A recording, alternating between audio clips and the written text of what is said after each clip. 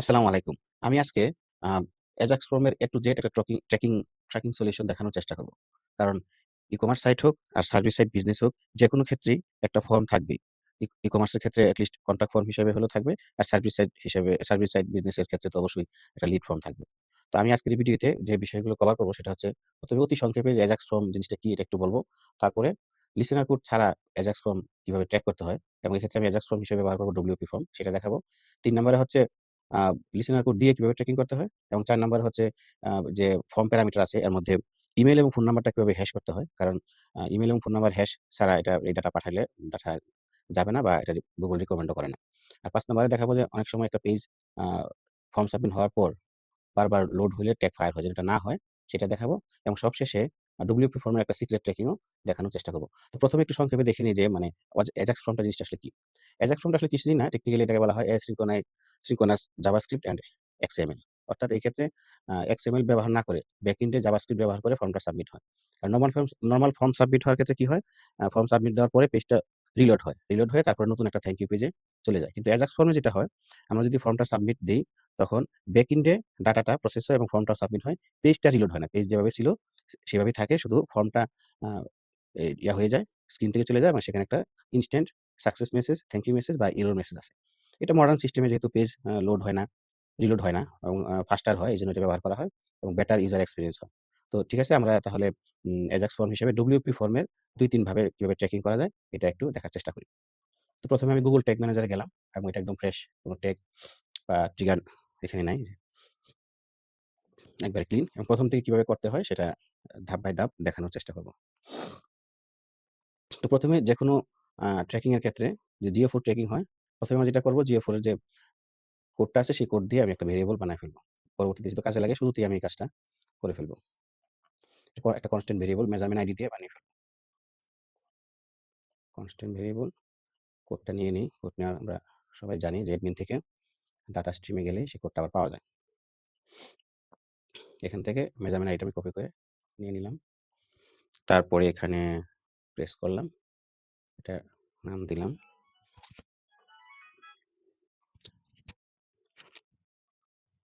GA4 measurement ID.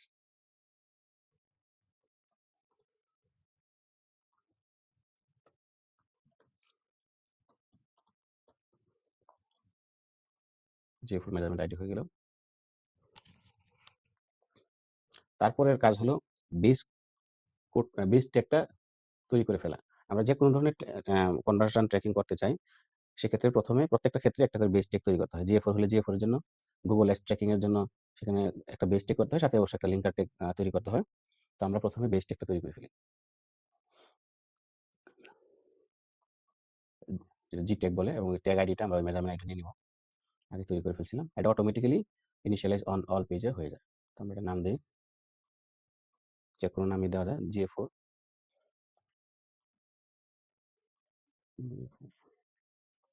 Google tag নাম দিলাম। এবং এক্ষেত্রে প্যারামিটারের ক্ষেত্রে সেন্ড পেজ ভিউ ইউআরএলটা ফলস করে দেওয়া যায়। এটা ২ ধরনের সিস্টেম আছে।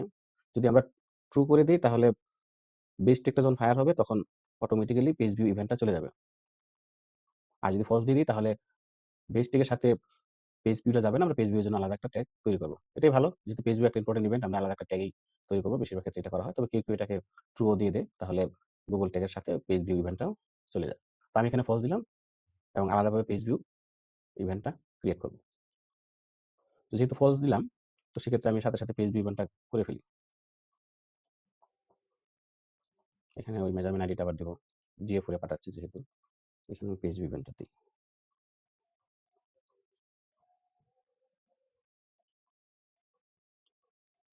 অল পেজ ভিউ দিলাম। যেকোনো পেজ ভিউ হলেই আমাদের পেজ ভিউ ইভেন্টটা ফায়ার হবে।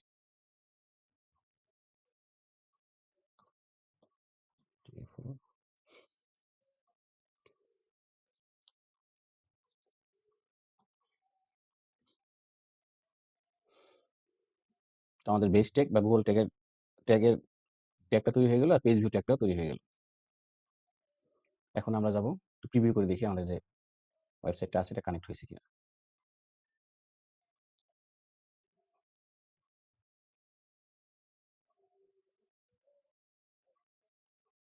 কানেক্ট হয়েছে এবং আমাদের গুগল ট্যাগ, ফেসবুক ট্যাগ দুইটাই ফায়ার হয়েছে, তার মানে কানেক্টেড হয়েছে এটা আমরা বলতে পারি। মূলত এই ফর্মটাই আমরা ট্র্যাক করার চেষ্টা করব।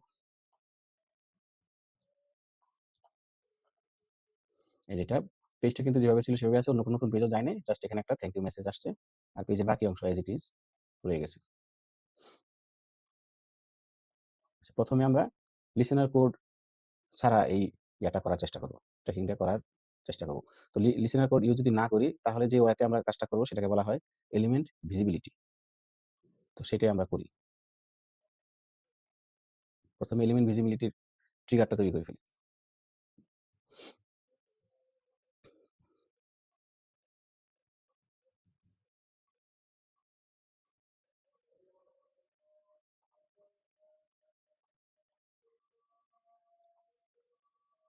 এই এলিমেন্ট ভিজিবিলিটি, এবং এখান থেকে আমরা নেব সিএসএস সিলেক্টর, অর্থাৎ যে এলিমেন্টটা ভিজিবল হওয়ার সাথে সাথে আমরা ফর্মটা সাবমিট হয়েছে ধরে নিব, সেই এলিমেন্টেরই সিএসএস সিলেক্টরটা আমরা নিব। এটা হয়তো আমরা অনেকে জানি যে ইন্সপেক্টর যে তারপর এই থ্যাংক ইউ মেসেজটা সিলেক্ট করা অবস্থায় সিলেক্ট হয়েছে, এখন আমরা রাইট বাটনে ক্লিক করে কপি সিলেক্ট করে দিব, হয়ে গেল। এখন আমরা ওই এখানে যাই পেস্ট করব।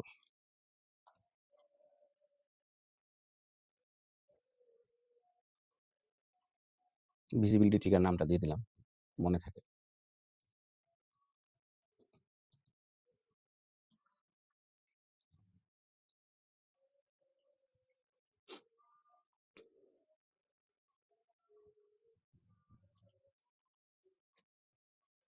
এখন আমরা ট্যাগটা তৈরি করব ওই ফর্মটাকে ট্র্যাক করার জন্য এলিমেন্ট ভিজিবিলিটি ব্যবহার করি।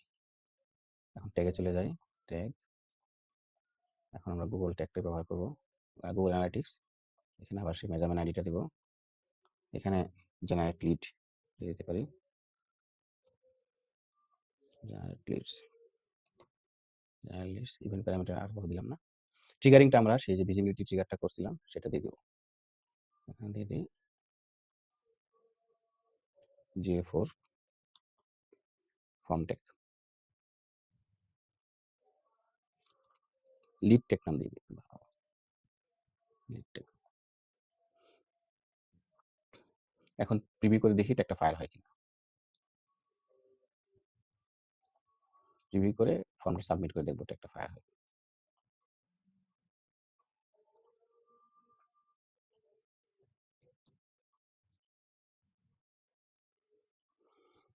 ট্যাগটা কিন্তু ফায়ার হয় নাই, দুইটা হয়েছে, লিডটা ফায়ার হয় না। আচ্ছা, একটা ভুল করে ফেলছি, এটা প্রায় ভুল হয়, এটা আমাদের খেয়াল রাখতে হবে। ভিজিবিলিটি ট্রিগার, অবজার্ভ ডম চেঞ্জ, এটা অবশ্যই দিতে হবে, না হলে অনেক সময় এটা কাজ করে না। আবার দিই,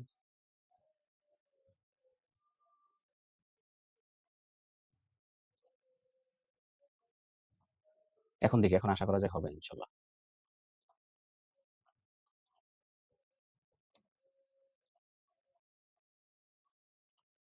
এখন কিন্তু লিডটা একটা ফায়ার হয়েছে। আমরা একটু গুগল ট্যাগেও চেক করে দেখি ইভেন্টগুলো যাচ্ছে কিনা ডিবাগ ভিউতে।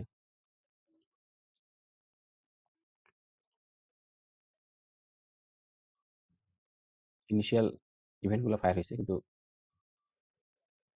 জেনারেট লিড যেটা করলাম এটা গেলেও কিনা একটু দেখতে হবে, সময় লাগে।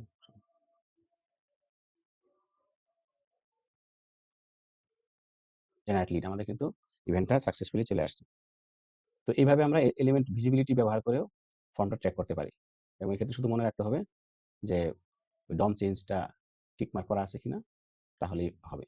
কিন্তু এখানে যেটা প্রবলেম সেটা হলো এর সাথে কোনো ইভেন্ট পাঠানো যায় না, ওই ফার্স্ট নেম লাস্ট নেম বা অন্যান্য যে তথ্যগুলো আছে পাঠানো যায় না, কিন্তু ফর্মটা সাবমিট হলো কিনা ওটার উপর বেস করে ট্র্যাক করা যায়। তো আমরা এখন দেখবো যে লিসেনার কোড ব্যবহার করে অন্যান্য যে প্যারামিটারগুলো আছে সেগুলো সহ যাতে ট্র্যাক হয়, এভাবে চেষ্টা করবো। অনেক সময় এটাতে কাজ হয়ে যায়, জাস্ট লিডটা ফায়ার হলো কিনা বা লিডটা কমপ্লিট হলো কিনা, যেহেতু ওই ইভেন্টটা যায় সেক্ষেত্রে কাজ করা যায়। কিন্তু এর সাথে যদি প্যারামিটারগুলো আমরা চাই সেক্ষেত্রে আমাদেরকে লিসেনার কোড ইউজ করতে হয়। তো সেটা এখন দেখি।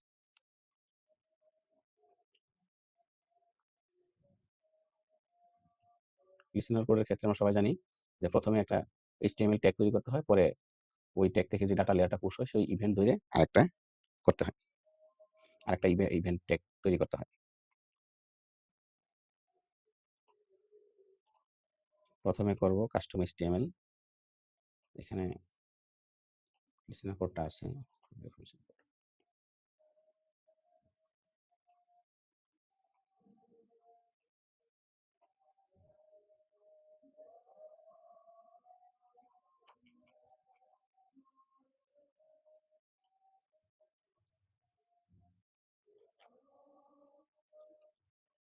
যেহেতু জাভাস্ক্রিপ্টের কোড, এই জন্য স্ক্রিপ্ট ট্যাগ দিয়ে শুরু, স্ক্রিপ্ট ট্যাগ দিয়ে শেষ।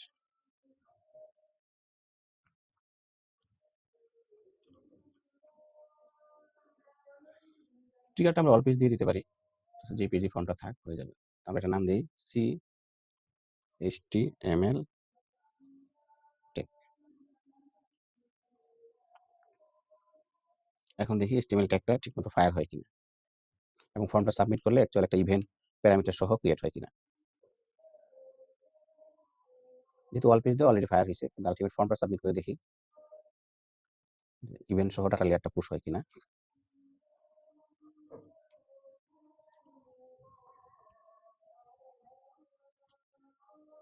হ্যাঁ, হয়েছে। WP from AJAX success. এবং যদি ডাটা লেয়ারটা চেক করি, event WP from AJAX success, এবং এই যে customer first name, last name, customer mail, phone এবং মেসেজ, এটা হয়েছে। তো আমরা এটা ধরে এখন একটা ইভেন্ট তৈরি করতে পারি GA4 পাঠানোর জন্য। লিসেনার কোড ব্যবহার করলে দুইটা ট্যাগ ব্যবহার করতে হয়। প্রথম ট্যাগটা ব্যবহার করতে হয় ডাটা লেয়ার হিসেবে এই ডাটাটা পুশ করার জন্য এবং ইভেন্টটা ফায়ার হওয়ার জন্য। তারপরে আবার সেই ইভেন্টটা গুগল GA4 বা যেখানে পাঠায় সেখানে পাঠানোর জন্য আবার একটা ট্যাগ তৈরি করতে হয়। এটা আমাদের মনে রাখতে হবে। তাহলে আমরা যদি GA4 পাঠাবো, তাহলে GA4 ওই ইভেন্ট ধরেই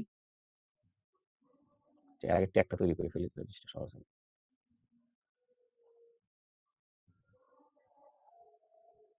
ডাটা লেয়ার, কাস্টম ইভেন্ট। ট্রিগারের ক্ষেত্রে একটা জিনিস মনে রাখতে হবে, আমরা ট্রিগারের ক্ষেত্রে ইভেন্ট নামটা যে কোনোভাবে দিতে পারি না। এক্স্যাক্টলি কপি করে কাস্টম ইভেন্টের ক্ষেত্রে ডাটা লেয়ারের ইভেন্টটা দিতে হয়। তো এখানে আছে WP ফ্রম এজাক্স সাকসেস, আমি সেটাই WP এজাক্স সাকসেস দিলাম, এক্স্যাক্টলি দিলাম।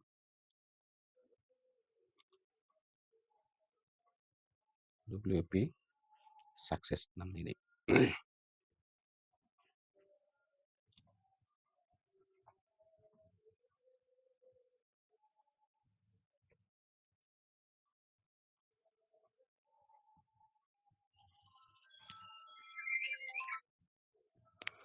এখন আমরা ট্যাগ তৈরি করবো যাতে GA4 ইভেন্টটা পাঠানো যায়।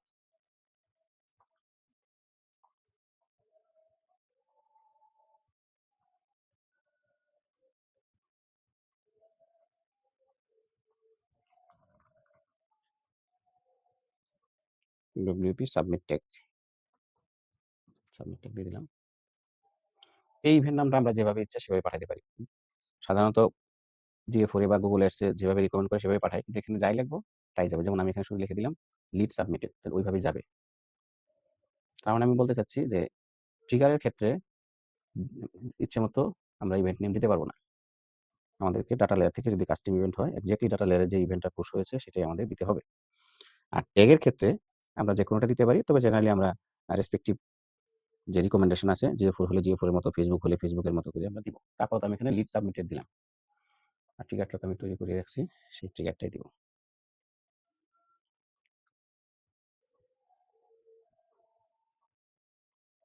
এখন একটু চেক করে দেখি যে এই ইভেন্টটা গেল বা যায় কিনা GA4 এর ক্ষেত্রে।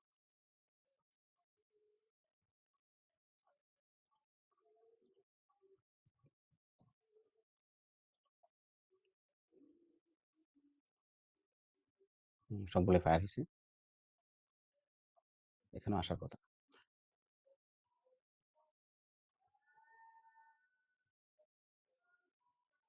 সরি, এটা তো আমারটা না।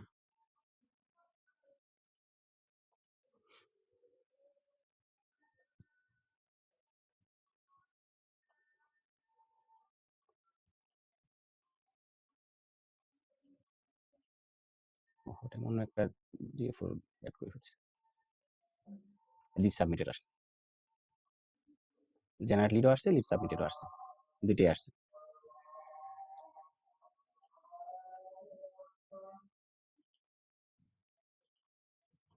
তো এখন যেটা আমাদের ইস্যু সেটা হচ্ছে, আমরা যদি ডাটা লেয়ারে যাই, কাস্টমার মেইল এবং কাস্টমার ফোনটা কিন্তু হ্যাশট্যাগ নাই। তো ঠিক ডিরেক্টলি এভাবে পাঠানো যায় না। গুগল রিকমেন্ড করে না, কোনো প্ল্যাটফর্মই রিকমেন্ড করে না। সবাই চায় এই ডেটাগুলো, কাস্টমার রিয়েল ডেটাগুলো প্রাইভেসি ইস্যুর কারণে হ্যাশট্যাগ হিসেবে পাঠানোর জন্য। তো আমরা এখন দেখি কাস্টমার ইমেইল এবং কাস্টমার ফোন কিভাবে হ্যাশট্যাগ করা লাগে। প্রথমে আমরা এই ২ টা ডাটা লেয়ার ভেরিয়েবল তৈরি করব, একটা ফোনের জন্য, একটা ইমেইলের জন্য। ডাটা লেয়ার ভেরিয়েবলে যাই, নিউ ডাটা লেয়ার ভেরিয়েবল।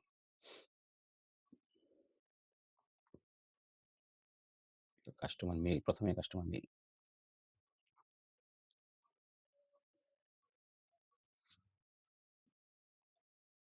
এখানে লিখি DLV কাস্টমার ইমেইল।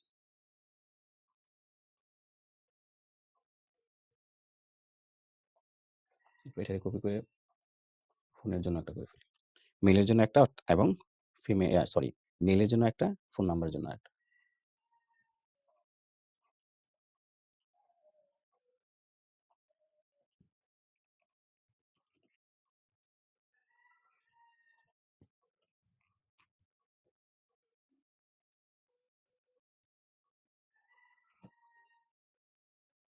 এখন আমরা হ্যাশট্যাগ করার জন্য ২ টা জাভাস্ক্রিপ্ট কোড ইউজ করব। আবার ভেরিয়েবলে চলে যাই, কাস্টম জাভাস্ক্রিপ্ট, তারপর এখান থেকে হ্যাশট্যাগের কোডটা নিয়ে আসি।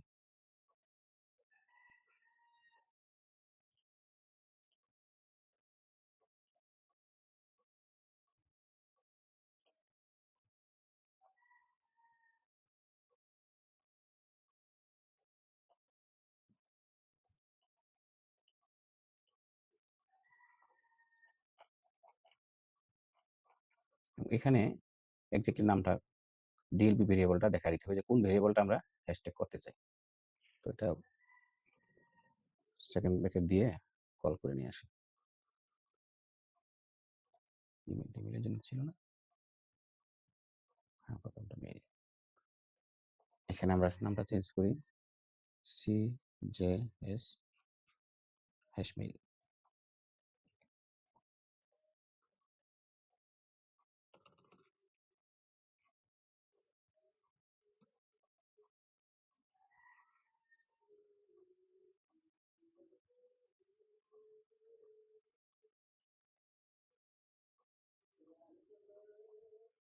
এখন করব, এটা হলো মেইলকে হ্যাশ করলাম, এরপর ফোন নাম্বারটা হ্যাশের জন্য একটা স্ক্রিপ্ট, জাভাস্ক্রিপ্ট, তারপর হচ্ছে ফোন।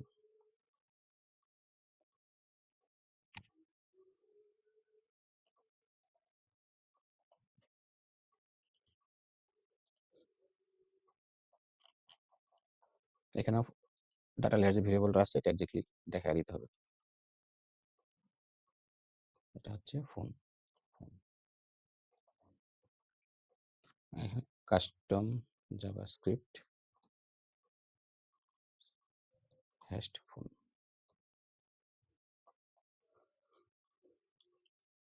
এখন আবার সাবমিট দিয়ে দেখবো যেটা হ্যাশ হলো কিনা।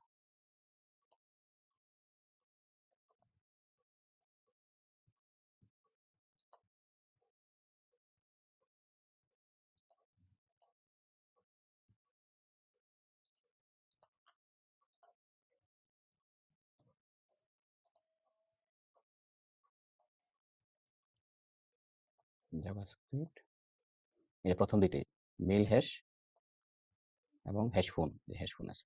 নর্মাল ডিএলবি ডাটা, এটা হচ্ছে নর্মাল ডিএলবি কাস্টমার ইমেইলে সরাসরি ডিএলবি কাস্টমার ফোন, এটা সরাসরি ফোন নাম্বার। আর এখানে হ্যাশড মেইল এবং হ্যাশড ফোন হিসেবে কনভার্ট হয়ে গেছে। এখন আমরা এটা ওই ইভেন্টের সাথে চাইলে পাঠিয়ে দিতে পারি। ভিডিও বড় হওয়ার জন্য আর আমি ওই ইভেন্টের সাথে আর এটা দেখালাম না, এটা অবশ্যই আপনারা সবাই পারবেন।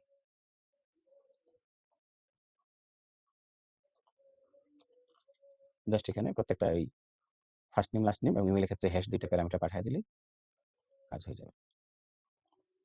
এখন যে একটা ইস্যু আমরা সলভ করবো সেটা হচ্ছে এই পেজটা কোনো না, এখন যেটা করব ওই যেটা আমি বলছিলাম যে একটা সিক্রেট ট্রিক শিখবো, সেটা হচ্ছে ওয়ার্ডপ্রেসের ক্ষেত্রে অ্যাজাক্স ফর্ম হলেও এটাকে ইচ্ছা করলে থ্যাংক ইউ পেজে কনভার্ট করা যায়, ওয়ার্ডপ্রেসের ডব্লিউপি ফর্মটা। তো এটা জাস্ট একটু দেখায়, যদি মনে হয় যে লিসেনার কোড বা এলিমেন্ট ভিজিবিলিটি দিয়ে ট্র্যাকিং করা প্রবলেম হতেছে, তখন আমরা চাইলে এটা ব্যাকএন্ড থেকে থ্যাংক ইউ পেজে কনভার্ট করতে পারি। এটা একটু জাস্ট এটা সব ক্ষেত্রে প্রযোজ্য হবে না, শুধু ওয়ার্ডপ্রেস এবং এলিমেন্টের ক্ষেত্রে ডব্লিউপি ফর্মটা করা যায়। আমরা যদি যাই ওয়ার্ডপ্রেসের ড্যাশবোর্ডে এবং ডব্লিউপি ফর্ম, অল ফর্ম, এবং আমাদের ফর্ম হলো যেটা, যদি এডিটে যাই,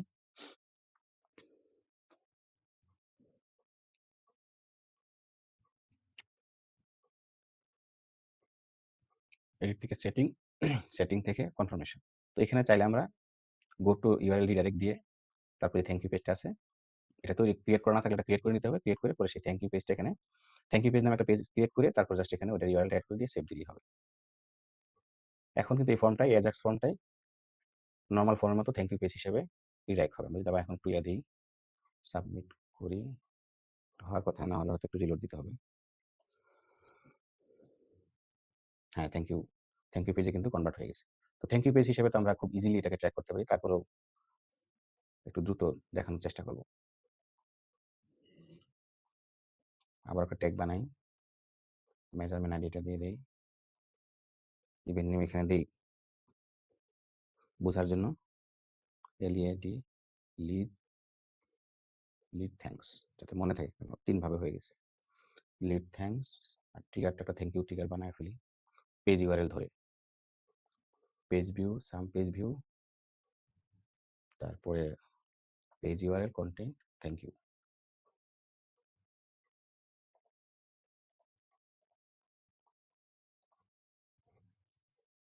থ্যাংক ইউ, নাম দিয়ে দিই থ্যাংক ইউ ট্রিগার।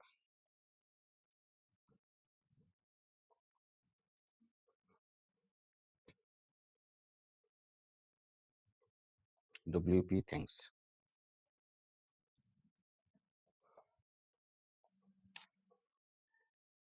এখন যদি আমরা সাবমিট দিই তাহলে 3 ধরনের লিডই ফায়ার হবে এবং 3 ভাবে এটা ট্র্যাক হবে। প্র্যাকটিক্যালি আমরা যেকোনো একটা অবশ্যই ইউজ করবো, এতগুলো তো ইউজ করবোই না।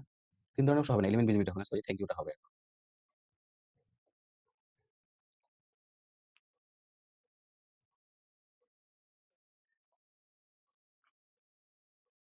Thank you page event fire হয়েছে এখানে দেখেন।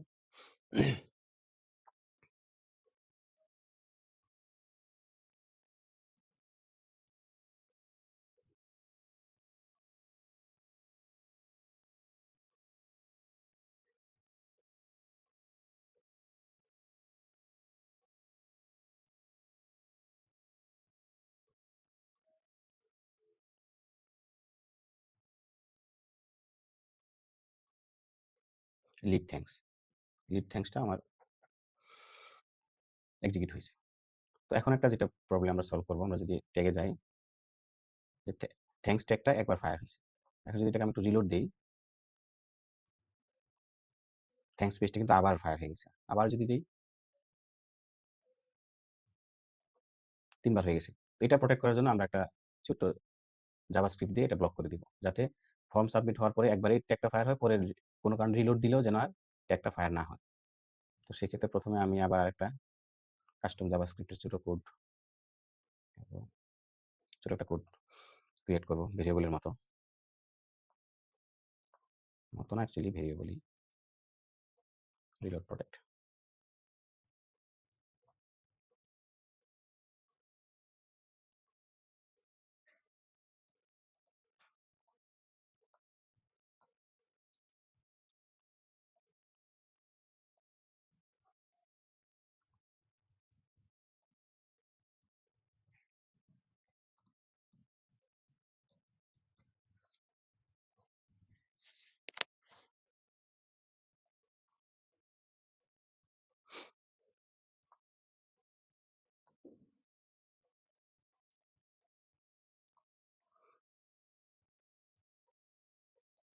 এখন এই থ্যাংক ইউ ট্রিগারটাকে আরেকটা কন্ডিশন এড করে দিব,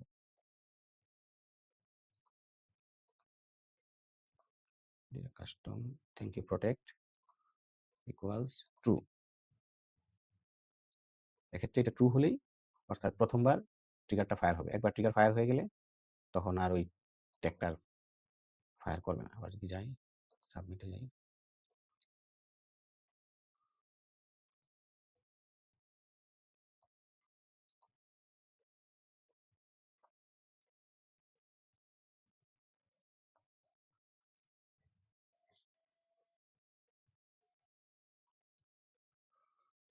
thank you, fire one time. এখন আমরা দেখব রিলোড করলে আর এটা বাড়ার কথা না।